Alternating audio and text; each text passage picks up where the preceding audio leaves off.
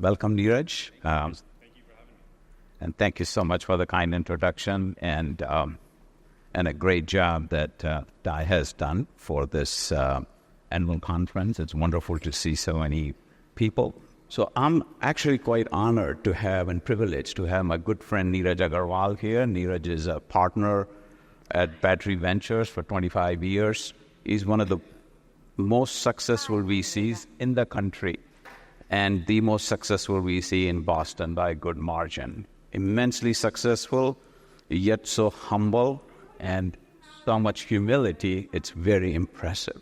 I had a good fortune actually to know his family as well, and his father, Dr. Jugal Kishore Agrawal, was a mentor and dean to every new incoming doctor who came from India. And so it runs in the family, the desire to help and being humble. But he's really done an incredible job. So our plan is to have him some questions and have him answered. I've been given a task that I cannot succeed, which is to, within 20 minutes, I have to pick all his brilliance and all his insights for everybody. So that's something I'll try my level best. So welcome again, Neeraj. Thank you, Mukesh. Okay, great. So just quick background on myself. I grew up in Queens, in Flushing, so Ti, New York. There are a lot of Ti, New York people here. I don't know. All right, Ti, New York. I've been in Boston 26 years. I still consider myself a New Yorker. My family came from Rajasthan, in the 60s, very, kind of standard story. My dad is a physician, came over when there was a doctor shortage. I grew up in a very Indian household. I think I probably spoke Hindi for the first 5 years of my life, learning English later. I went to high school, a place called Stuyvesant High School. I commuted 2 hours every day to go to high school on the subways, starting at age 13. And I tell folks I actually learned a lot by commuting on the subways. You learn street smarts. You learn if you look in this direction, you're going to get in trouble. This is like back when New York wasn't really, the subways weren't really that safe. So you had to know kind of how to navigate. But it was an incredible experience. So coming in from Queens into the city, I ended up studying. I thought I was going to go into the medical world, and then I took a computer science class in high school, and that kind of shifted my career. And I studied computer science at Cornell. I worked in consulting and in a satellite TV company. But eventually I came to business school in Boston in 1998, and so I've been here since then. And when I graduated from business school, I actually was planning to join a startup as a product manager. That was kind of my goal, and I kind of think of myself mostly in that mindset. For the older folks in the room, I worked at a company called Real Networks. None of the young people know who this company is. This is the original YouTube media player. And but when I was graduating business school, I decided to stay in Boston. I joined Battery. And I thought I would do it for a year or two, to be honest, and find a startup to go work at. And what I found amazing is it's such a dynamic field. I've been doing the same job for 25 years. I actually don't know that many people that do the same job for 25 years anymore. I feel like a piece of furniture. But you always feel like it's brand new. You meet new people, a lot of the founders of this room who are working in these new spaces, and they take... in 60 minutes, they will educate you about the entire space they've studied for years. And I get to do that 5-10 times a week. And so it's been a very rewarding career. I find it for intellectually curious people, it's been great. So I've enjoyed it. I've multi-focused on software. Folks know Wayfair. Probably some imagine folks know Wayfair. I was an investor in Wayfair. I led their Series A. But mostly what I do is B2B software. So that's kind of been my focus. So that's a quick background. Okay. So there are a lot of aspiring entrepreneurs here, or those who are already in the journey, and some of you are starting to think about your second part of a successful journey. So I would love to ask Neeraj, what do you look for in a startup as you make investment decisions? So the simple way I think about it is we basically have 4 things we look for. We look for market, team, technology, and then, of course, a deal. Kind of what is a financial investment? In the venture community, you find that really the first 2 are the main things. It's market and team. There's actually a lot of debate on which one is more important. I would make the argument that if you want a really big outcome, you need both of those to go your way. You need the right team and the right market. I would say that if you had to pick one, you probably want the market trend to be in your favor. It is very hard for a great team to execute if the market never happens. Now, you could say a great team will pivot and find something else to do. So these are very interrelated items. But I think most founders underestimate the importance of market, timing, why now. And so we spend a lot of time looking for those dynamics, because if you are too early in a market, you could easily run out of capital, right? If you're too late, you're going to miss it to somebody else. So market has to do more with not necessarily how big the market is, but really the inflection points. Why is this important now? And why will it go from a small market to a large market in the near term? You know, people would say, I'd rather take a $500 million market than a $5 billion market. Sounds crazy. Why not take the bigger one? What you'd ideally want is something that's going to go from 0 to 500 million over the next 3 to 5 years, so you can enjoy that wave and then bring your innovation to the market overall. So that's kind of overall what we look for, and you know, we debate that quite a bit on our side. Usually the deal works out. You know, you find a kind of a fair valuation on a company, but we look for market. And by the way, when I say market, it's 60% market, 40% team is kind of how I think about that dynamic. But hopefully you get both right. When you get both right, you can have huge outcomes. Like there's a company called Blade Logic. Was my first investment back in 2001. They were also TiE members back then. And the founding team, Vijay Manwani, I don't know if he's active in TiE anymore, was somebody I know. Yashish, you probably know him. David Acharya from New York, you know, and we got that market right, and it was a great outcome. But that one, we happened to get both those things correct. So that's how I think about it. That's awesome. Next question I have is, what key attributes you look for a founder or a team of co-founders? So one question is really around founders. I do prefer co-founders versus single founder. And the reason is the founder journey is incredibly emotional. It's probably, you know, the highs are 10x higher and the lows are 10x lower than the venture investor journey. And I think, you know, the general business journey. When you have that type of roller coaster ride, it's really helpful to have a companion with you. Someone you can, you know, commiserate with and can keep you in check. So in general, I prefer co-founders or founders, but I've had a lot of success in single founder companies as well. So within co-founders, what do you look for? What do you in the founding team? Generally, technical domain is for us, you know, as being software investors. We like people who have technical backgrounds. But the skill that's really important is the ability to talk to the market, understand why this is important, and be able to sell. The part of the founder journey that never ends is selling. You are selling employees, you're selling investors, you're selling customers, and it's nonstop. So your ability to communicate and get people excited about what you're doing, bring them on board, is really important. So I look for technical skills, domain knowledge, and this ability to be persuasive. And that human aspect is really important. And if you ask founders, and I've Dharmesh from HubSpot, I had him at one of my conferences. I said, Dharmesh, you're so successful. Does the journey get easier as you go along? He goes, not at all. It only gets harder. And you're like, wow. It's like, once I get to this stage of 10 million, it's going to get easier. Or get to 100 million, it's going to get easier.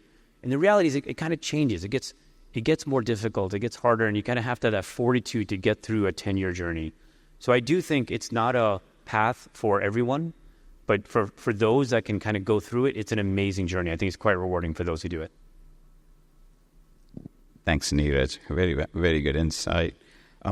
What should an entrepreneur watch out for while shopping for a VC if they're lucky to have multiple options?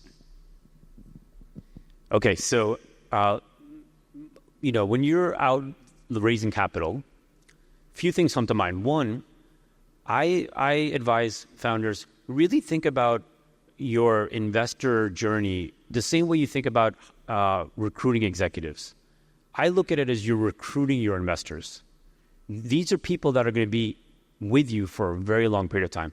Actually, if you think about it, Mukesh, this is the only thing that I know in business where there is no termination clause. Okay? If you take money from me or somebody else, you are stuck with me or someone else for the rest of your life, right? Think about that. If you marry someone and you don't like them, you can get a divorce.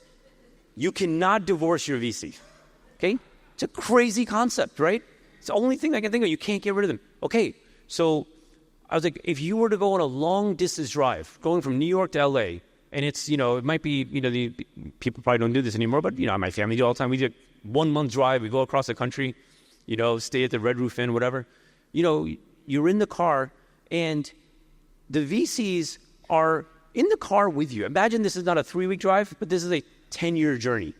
And your investors, they're not in the trunk, okay? The founders are in the front seat. They're the driver. The management team is in the passenger seat. Your investors are in the back seat, but they're in the car. What does that mean? You got to be able to agree on what music to listen to. You got to agree on when to stop. You got to agree on, are we going to go to this fast food place or that fast food place? The budget. All of these things are part of the journey. So I say this because most people, if they're fortunate enough to have multiple investors, will think about valuation. Let me think about valuation. And I can guarantee you that is the worst way to think about picking your investor. It's like saying, I can hire the CFO. He's only going to charge me 50 grand. This other CFO is 200 grand. I'm going to pick the 50 grand one. You would never do that. You would never pick executives that way. So when you want to pick investors, think recruiting. You're recruiting the ones you want, and you're working hard to get them. You'd come up with a fair deal. You are stuck with them. You cannot divorce them, and they'll hopefully be good partners with you. And test them, get to know them, do the interviews of their founders, who they've worked with. You'll get a sense of style. Compatibility is really important. Very difficult right now, especially in the AI world where things are moving so fast, rounds are happening quickly, and it's like, wow, the people are making decisions that are going to affect them forever in 2 days. It doesn't make any sense, That's kind of been my experience. That's what I've seen. Thanks so much. So, as entrepreneurs, we all make a lot of mistakes. And my question is, what are the common mistakes that you have seen, Neeraj? Well, besides the, how to pick the partner of mine that we just talked about, the two things come to mind. For those that haven't read, Dharmesh at HubSpot wrote an amazing thing about culture. I don't know if any of you have read it, but if you haven't, you should go on their website, and it is amazing. And the key essence of it is, you have your product that you're building, but there's actually another product that's more important you're building. And that product is the culture of your company and how intentional you are about the culture of your business. And I think that he articulates it quite well. The culture is really the product for your employees. The product you build is the product for your customers. There are two things that are going on, and they're both equally important. So I think people underestimate that piece. The second thing I will say for founders, and early founders have this thing. I actually wrote a blog post about it called, I called it F to C, Founder to CEO Mindset Transition. When you meet a founder, they often are the CEO of the business. Why? They're the CEO because they started the business, right? They're usually not qualified to be the CEO, right? But the really good founders, they learn to be great CEOs. They don't use the crutch of being the founder, and that's why they're the CEO. So what does that mean? There's a lot to learn. You got to learn how to build teams. You got to learn how to recruit. You got to learn how to manage folks. Got to hire, fire, performance management. You got to learn how to let go of some of the first folks that helped you get to 10 million or 50 million in revenue, and to grow your team to the next level. Your loyalty is always to the business, right? So I think of it as actually, and I always ask people, even in their email signature, you put down founder, CEO. Should you put down CEO, comma, founder? Should you think of your first thing as CEO at some point in the journey? That's when you know you've made this transition and you're thinking of yourself now as a CEO, and you're grooming yourself to be a CEO, because there's so many skills. The reason I say this is many founders, especially very successful founders, will ride the success of the company, but will not think about what are these other skills that I could develop? And am I developing them at the right pace for the business so that I don't hold it back over time? That's probably the biggest thing that I see. And it's a problem of riches, because it only usually happens when you're very successful in your business. But it's one that could take an opportunity where you can get to X, and if you could figure this out, you can get to 10X. It's so different, in terms of outcome. Thanks so much, Neeraj. I must say you should go and look at Neeraj's blog. He has some really wonderful nuggets. One of them is T2D3, and I'll let you guess what that means given time is short. Otherwise, I would love to talk about it, how to grow a company triple, double. And there are subsequent ones, and it's really entrepreneurship 101. I would highly recommend that you read it. It gives very good insight, and I've been on the other side of the equation mostly for 25, 30 years, and I found it very useful. So I could tell you that was brilliant. One of the things I learned about Neeraj, and I've come across a lot of VCs, as you can well imagine. My wife Preeti and I used to own our own investment arm and did a number of investments, and prior to that did our own startups and all the wonderful things. One of the things I found Neeraj has a unique ability, which is he sees next bend and a bend after that around the corner. Very few people see that. What it means is he's going to be at the cutting edge on the front end of something. But when you do that, you also take a lot of arrows. But he has been actually able to do both. See the next two bends around the corner, like what happened with SaaS, what happened with cloud computing, and things like those, and make the right judgment and investments. So it certainly personifies what I would call adventure in venture money. And that has been missing actually quite a bit, especially, I must say, in Boston area. So one of the next questions I have is what big mistakes did you make along the 25 years of incredibly successful career? Yeah, look, as an investor, the thing you enjoy when you get investments correct. It is a rewarding experience, and it's mostly because you get to work with these amazing founders and be part of their journey. It's very, very rewarding. The thing you lose sleep on are the ones that got away, and you think about why did they get away. I can tell you I had a chance to invest in Snowflake Series B round, and I spent a lot of time on it, and decided the product market fit wasn't there. And one of my good friends, a guy named John McMahon, who's a legend in the sales world, was a board member. And when they went public, I invited John over to my house. I opened a bottle of champagne for him. And I said, John, this is amazing. One of the biggest software IPOs of all time.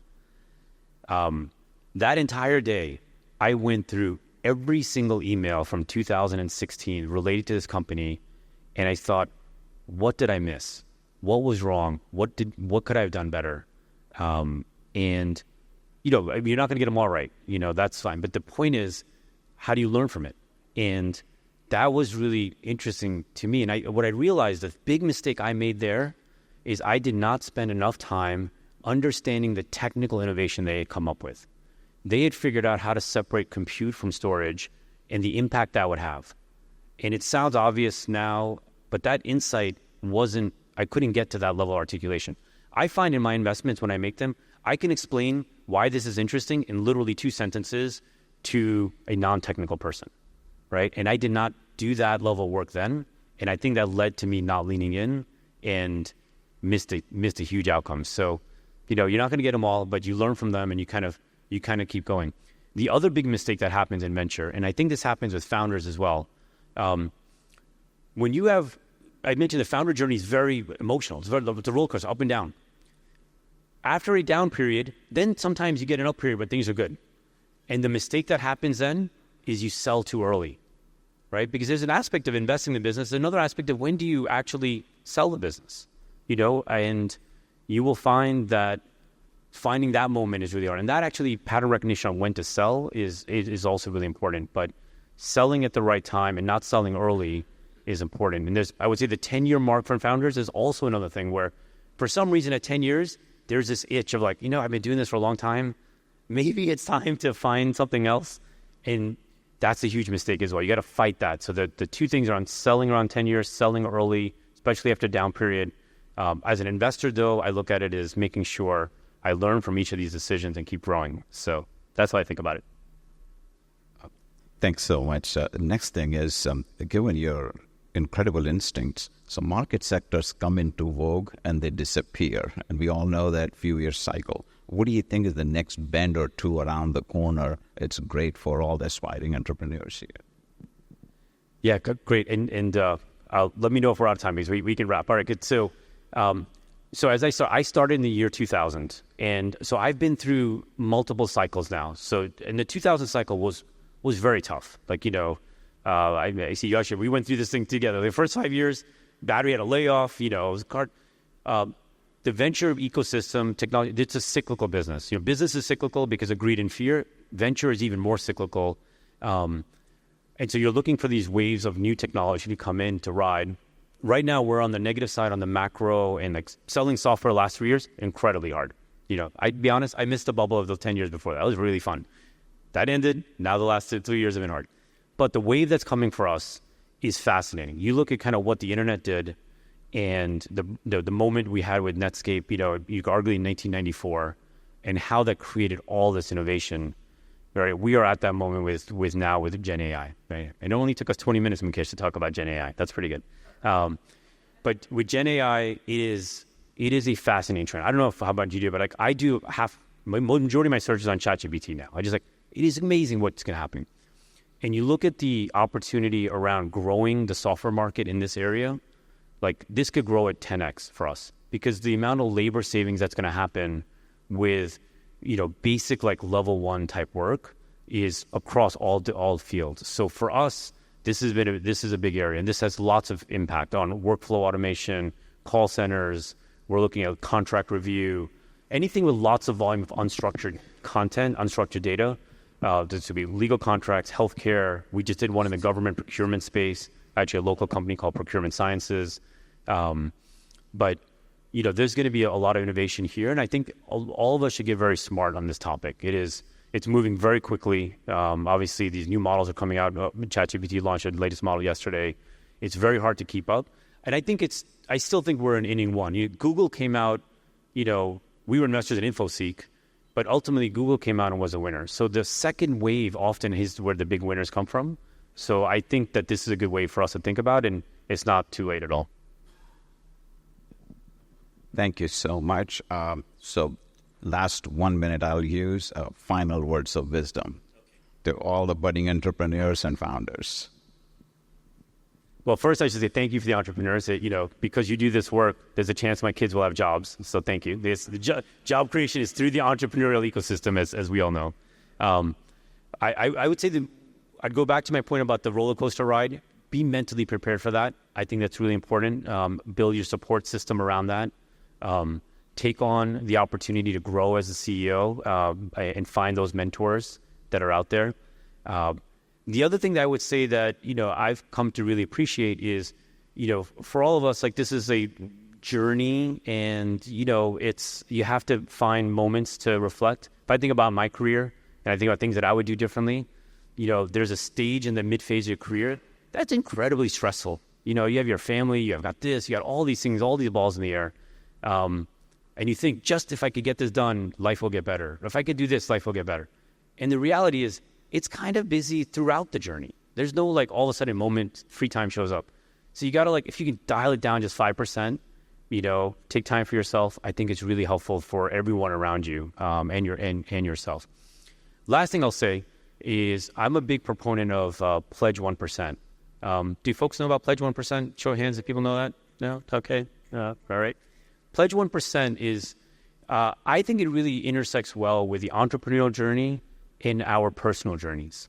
And what I mean by that is, this is a concept that started really with Salesforce, Atlassian, but if you go to Pledge 1%, you'll see about it where founders can sign a pledge that they will pledge 1% of their company in the future to charitable causes. They get to pick where the money goes. They get to pick all this stuff. But doing good through this process is ultimately the reason we're all on the planet, right? So this is something that you can tie into it. It's a great way to motivate employees. Usually this happens, the 1% happens at the IPO stage, so it's not during the private stage. And it's over 10 years, you donate 0.1% over the 10 years post-IPO. But thinking about that, and even some companies do it on the private phase as well, but I think it's something you can market internally. So I feel like it's a nice way to combine one's kind of social thinking with their entrepreneurial journey and interconnect them. So that's some advice I'd leave with final thoughts here. Thank you so much. Again, thanks for taking time and coming out. You're so successful and yet so humble and humility. Please look it up. Only last word I would say is Boston was full of world-class VC firms, Northbridge, Matrix, Greylock, Highland, and list is long, including Battery. Most of them are shriveled down version of themselves. Battery is standing tall. So, and part of that credit goes to Neeraj, actually. Thank you so much.